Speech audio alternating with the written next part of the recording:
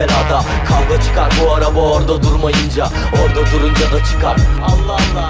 Tıkanır yeteneğin, geleceğini sikeyim. Azrail neredesin? Ölmeden görüşelim. Al sana biraz tiyo, zaman çok eskitiyor. Yutkunur geleceğin 99'u ister yo. Son paramı sokaktaki müzisyene verdim. Son biramın parasını bir taksici verdi. Yaptığım tüm iyilikler bir şekilde geldi. Geri bana sadece vakit geçiriyorum. Nasıl dönüyor?